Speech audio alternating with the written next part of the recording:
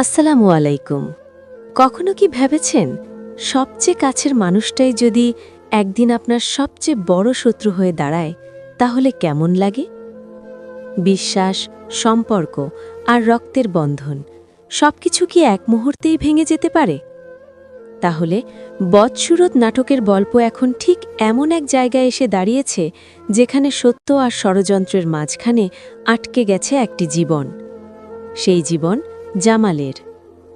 ৩০ নম্বর পর্বের ঘটনাগুলো মনে আছে তো, যেখানে আমরা দেখেছি জামালকে ফাঁদে ফেলে আটকে রাখা হয়েছে, আর এই ফাঁদের পেছনে রয়েছে তার নিজের ভাই নোমান। কিন্তু গল্পটা এতটা সহজ না, কারণ এখানে যে দোষের জন্য জামালকে দায়ী করা হচ্ছে সেই দোষ আসলে তার নয়।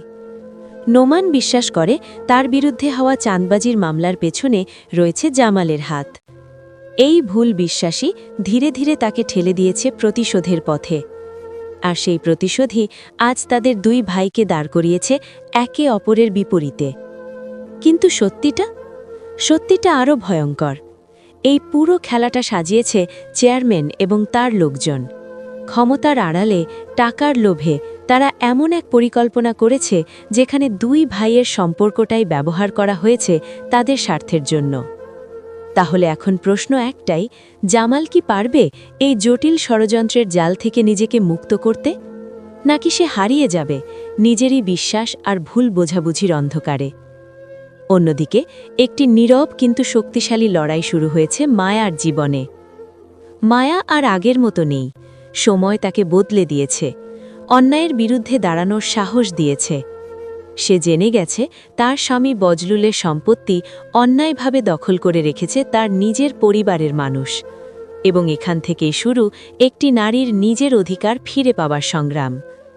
এটা শুধু সম্পত্তির লড়াই নয়, এটা সম্মানের লড়াই, নিজেকে প্রমাণ করার লড়াই। কিন্তু পথটা সহজ না, চারপাশে ষড়যন্ত্র, চাপ আর অজানা বিপদ। এদিকে আবার পরিস্থিতি আরও জটিল করে তুলছে চেয়ারম্যান। সে একের পর এক চাল চালছে যাতে জামাল সম্পূর্ণভাবে ভেঙে পড়ে। শোনা যাচ্ছে কেস ম্যানেজ করার নামে তার কাছ থেকে বিশাল অঙ্কের টাকা হাতিয়ে নেওয়ার পরিকল্পনা চলছে। একদিকে ভাইয়ের বিশ্বাসঘাতকতা, অন্যদিকে ক্ষমতার খেলা।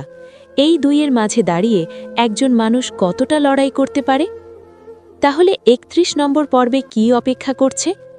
সত্য কি সামনে আসবে, নাকি ষড়যন্ত্র আরও গভীর হবে? নোমানকে বুঝতে পারবে সে আসলে ভুল পথে চলে গেছে? মায়া কি ফিরে পাবে তার প্রাপ্য? আর জামাল, সে কি শেষ পর্যন্ত টিকে থাকতে পারবে? সব প্রশ্নের উত্তর মিলবে বদসুরত নাটকের ৩১ নম্বর পর্বে।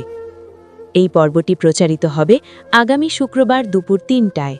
তবে বিশেষ পরিস্থিতিতে সময় কিছুটা পরিবর্তন হতে পারে। নতুন পর্ব দেখার পর অবশ্যই অফিসিয়াল ইউটিউব ভিডিওতে আপনার মতামত জানাবেন।